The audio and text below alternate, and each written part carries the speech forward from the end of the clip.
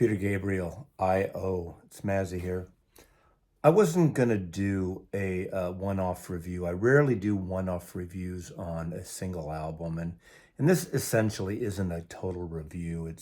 It's my take. I'm a boomer. This is the music that I kind of grew up with.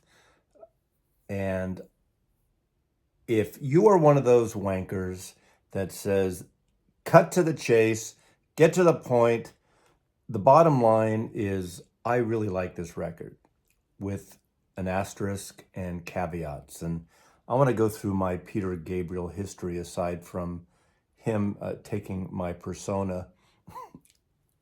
I didn't do the Nadav Kander photograph. I know what a great photographer Nadav Kander is. Anyway, he took this cover shot, obviously with some manipulation, as you can see. So this is his first original album in 21 years. Nothing new to see here. Nothing new. This could have been put out right after his last album within a year or two. A lot of similarities. I will say a few things. His voice is still great. He's 74 years old, 4.5 years older than me, and he sounds pretty much exactly the same. And musicality and the arrangements and the instrumentation is very much like what he was doing 21 years ago. Now, obviously, since then, he's been putting out a series of live records, touring, rearranging his music with orchestras, working on soundtracks, doing some pretty amazing, wonderful work. But I am going to go back to my introduction, my history with Peter Gabriel's music.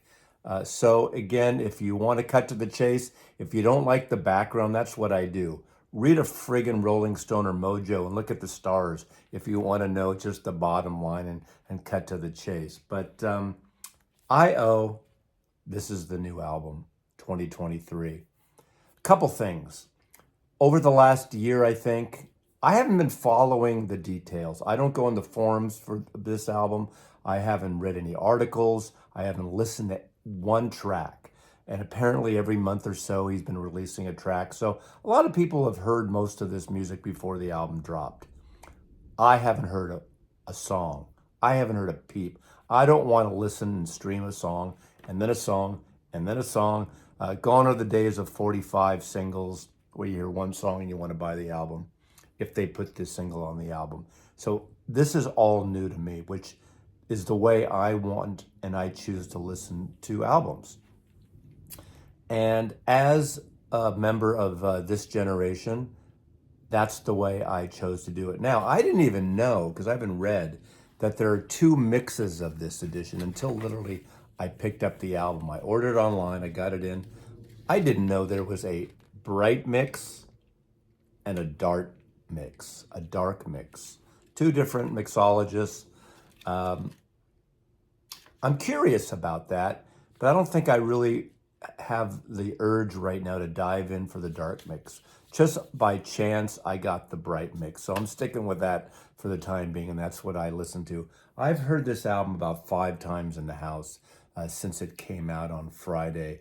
And I think it's a really good album. But again, nothing new. No genres are broken. Nothing in a new direction at all for Peter Gabriel. At first, on the first side of the album, I was a little disappointed because there's a lot of these 80s flourishes that I really did not like, with the tinkering pianos and the production of the 1980s that he did and many artists have done. And of course I like, I still think So is the album that brings the outside to the commercial side together. And I love that record. Of course, I love his entire catalog. I would say all his proper albums. There might be a few things I don't have, but let's go back in time before I get back to this album. And I'll talk about this, I promise. But as a Genesis fan, I do have the first few albums, Foxtrot and Nursery Crimes and those. But these are my two favorite Genesis albums. Selling by the Pound might be my number one. And then, of course, The Lamb Lies Down on Broadway, the double album. I only saw Genesis once, and that was the Berkeley Community Theater this tour. I saw this tour, Lamb Lies Down on Broadway. I got off the bus once Peter Gabriel left and Phil Collins got off his stool and sang. But that's for you and your other YouTubers, musicologists, Genesis fans to ponder and to discuss, because it's not for me. Of course, these are my original records. Some of them, there's a mix here. Obviously, I don't remember all of the nicknames for these records. Hypnosis did these records, a great design firm. Car, I think, right? What a great cover art. What a great concept. Of course, this hit song on here was Salisbury Hill. And what a catchy, wonderful song. I just liked his aesthetic. Peter Gabriel always had a great aesthetic. He merged and he mixed up the art and the I guess commerce, if you will, in terms of commercial work.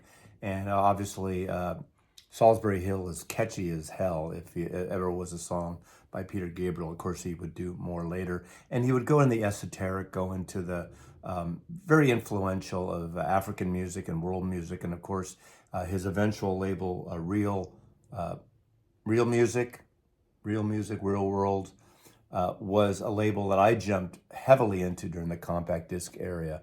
Jeffrey Oriyama and Chandra, I'm blanking on her name right now, but I really love that label. And I've gotten so many releases on compact discs from Real World Music, and love it, Real World. But this is a fantastic album. Of course, this album has a really specific memory for me, because as I was looking through these records and thinking about them, I started thinking about Shock the Monkey, which was a huge hit on the dance floors in, 1982, I think, 81, 82, this album came out, 82, I believe, on Geffen Records in the States.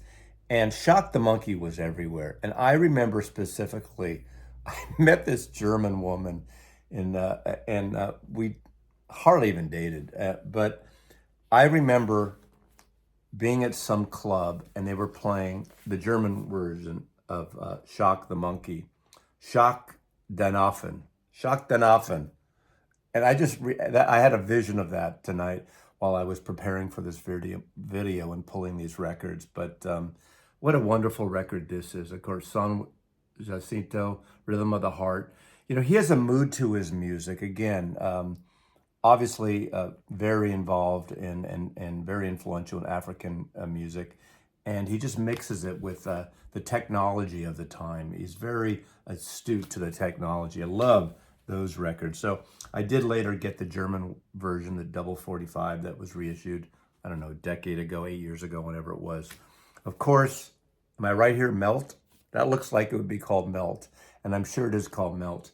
And Games Without Frontiers, that's a song that was played constantly on FM radio. Not really a pop single, but maybe it was. I don't remember. But and Biko, of course, he's one of those artists that gets very entrenched in the politics and the social political side of music. And I am a fan when an artist does that and is very direct in his singing. Musically, it works, and lyrically it works as well. So Melt is one. Of course, I do have the Deutsche album of Melt, the double 45 again. And I just like these. I think they're fun records. And obviously not a German speaker, I still think they're amazing. And they supplement the English ones. And I just really enjoy them quite a bit. Melt. Am I right here? Scratch? I mean, it looks like Scratch Hypnosis, man. Keeps going with it now. That's after the fact. I don't think they thought Scratch at the time, but what a great concept. Again, I think this is one of Hypnosis's concepts that other artists turned down, and Peter went all in on it.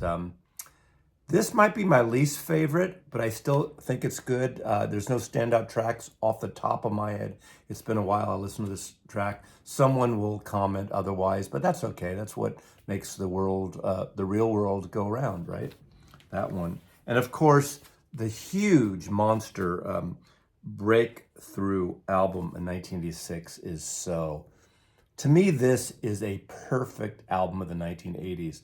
It has some of those 80s, affects, but doesn't go all in. Of course, the opening Red Rain to me is this brilliant opening. It's one of the great opening tracks of any album, and I just adore that.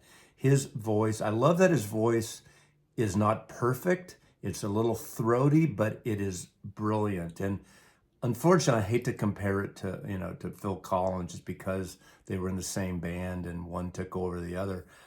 Phil Collins' voice, just as nice as it is and as strong as it is, just I never latched onto. But Red Rain on this, he's got that. Of course, Sledgehammer, the big hit, soulful, funky, totally a different take of what he had been doing before. Maybe Shock the Money was a a dance club hit in a way, but Sledgehammer was the big single off this. Don't Give Up, one of the most beautiful ballads and one of those beautiful collaborations with Kate Bush. I love that version. I love it to death. I'm a huge Kate Bush fan, and that is, to me, a perfect song. This is one of those albums that every song, I think, is fantastic. That voice again, of course, In Your Eyes. I remember having a remix, I guess 12-inch of In Your Eyes. I no longer have it, unfortunately, but I just really love that. I love the bass. I love the arrangement, but what a great song. Of course, to me, the secret, explosive, most beautiful song on this album, I could listen to that song for hours, is Mercy Street. Mercy Street, just the clicking of that, I don't know if it's a little cymbal or a little, those finger cymbals or something. And it's so beautiful. The Matt Mahern directed video, it's dark and black and white, out of focus somewhat, the photographer, video director, just adds to the amazement of that song and the beauty of that song. It was played on MTV a lot, but it's to me one of the most gorgeous songs that Peter Gabriel has ever written and recorded. Mercy Street. Again, it could go on for hours, and I would love that song. Big Time. We Do What We're Told is this kind of anthem, and it's almost like this mantra slave thing at the end of this record that closes it out. So Peter Gabriel is a perfect album, and every time I pull this out and put it on, I'm just reminded. It takes me back to those 80s, the good side of 80s music, because there's a lot of crap then, but there's a lot of wonderful brilliance, and this is one of them. And I love that it crossed over, and he got this huge audience. To me, an artist like Peter Gabriel deserves a larger audience. Then there was Us. He did Us and Up was that around the same time? I'm forgetting right this, but I totally forgot what was going on with this record. But Digging in the Dirt was the hit here, which is in a way a remake of Sledgehammer, the dance hit. He had to put a dance hit, and he did that on the new album. We'll get to that in a minute. But I love this. And just quickly, one of my all-time favorite albums is the soundtrack to the Passion. Peter Gabriel's Passion, the soundtrack to the Passion of the Christ, the Scorsese film. He mixed up in such beautiful ways, and to me, this is a perfect record too, in a different way. It's an unusual record. It's a mashup of found recordings, of field recordings, of Arabic singers, and a lot of different things of roots music, obviously not British or American roots music, mixed in Arabic type of things mixed in here. There was an expanded edition that brings it to 45, which I highly recommend. And then if you want something even to go further, dipping into it on real world music, is this fantastic collection. This is Passion sources. This is various artists that he used for the mashups, for the mixes, and putting Passion of the Christ together. And then he's done a bunch of soundtracks, The Long Walk Home, the Australian film. Here is another of his soundtracks. And I got a ton of CDs. I don't have everything in him, but let's go back to this album. Again, this is the Bright Side mix. I didn't even know that existed. There was one or the other, but I just happened to get that. This does not break new ground at all. Having said that, that's not a bad thing. When I put this on, it sounded like, again, it could have been made 20 years ago, 18 years ago. I didn't see any of his shows over the last 20 years. I saw him around in the 1980s on a tour, and of course that Genesis show, but I haven't seen him since. And he is a performer. He really mixes with everything in technology. He's a technology musical hybrid. Obviously, he's got real world studios in Bath. He's done some fantastic things. There's a lot of the same sounds on this record. There are African mixes.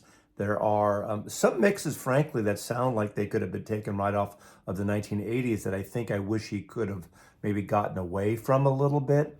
The beginning of that kind of a little disappointed at first, but then once it started getting into the second side and Four Kinds of Horses, and then I.O. was kind of interesting because there is a song called I.O. by the Bee Gees, this really pop hit. And this is not sounds nothing like it, but I.O. is a very commercial with a hook type song on here. I don't know, again, if there's any kind of singles. They've been dropping these things, so I haven't followed any of that. I have read since I've been listening to this on the various forums, some people complaining about the Brick Walls CD. I haven't heard the CD's versions. I've heard, though, that there's an Atmos mix that apparently sounds friggin' fantastic, and that's the way to go if you're into digital and technology. It's supposed to sound great. I think his final sounds great. In terms of pressings, it sounded really, really good. At the very end of one side, I had some static, but that was by the time one of the records of the two records that ended. The song at the after I.O., Love Can Heal, is such a beautiful ballad. I like when he really writes inward rather than outward, rather than, I mean, even though I like his political, social lyrics and music, I like when he's soft, and like in Mercy Street, like in Don't Give Up, and Love Can Heal has that atmosphere, has that quietness to it. I don't remember I can't always match up all the songs right here to the sounds, but side 3, Road to Joy, So Much, and Olive Tree. One of these songs does have this kind of instrumentation, very, very much like Mercy Street. In fact, there are a bunch of songs on here that hark back to songs from So and from Us, that feeling. There's some dance numbers on here, not really dance, but there's upbeat numbers. Maybe Road to Joy was one of them, or was it Olive Tree? I'm forgetting that now, which is fine, which is good. But again, it doesn't break new ground. But again, as I said, that is not a bad thing because he still sounds great. His voice sounds great. Aside from some of those 80s musical tinkerings, this is a really good record. There's wonderful orchestration on some of the cuts. There's choir on several cuts. Goes into the final side. This is Home, And Still, and Live and Let Live. Live and Let Live is this joyous, anthemic build up, and it's just a really beautiful sound. Again, I didn't take notes as I listened to these each time. A couple times I sat down specifically and just let it flow. 3 other times I played it while I was doing things in the house and letting it go, and I really, really enjoyed it. So it's a very successful album. And another reason that the vinyl to me is the way to go is because of the booklet. Peter Gabriel has always been a champion of visual artists, of technology. He was one of the first to do that. I remember that Mac interactive video experience of his Real World Studios, which had tours of the studios and his music. And he commissioned various visual artists to illustrate all the songs in the album. And it really adds to it. He's been, again, as a champion of illustration, of photography, of painting, of art. And you can't get this kind of beauty in a compact disc CD. the size of that. So you have this wonderful array of creators illustrating the various lyrics. Obviously, it couples with the lyrics for all the songs.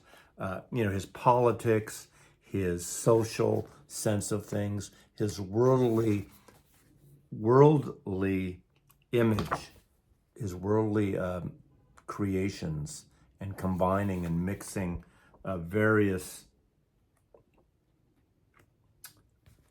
visual artists with musical artists. So that's at Peter Gabriel's I.O. Of course, it has the signature color spine here. And that's what I love. So great, so beautiful. Mazzy loves you.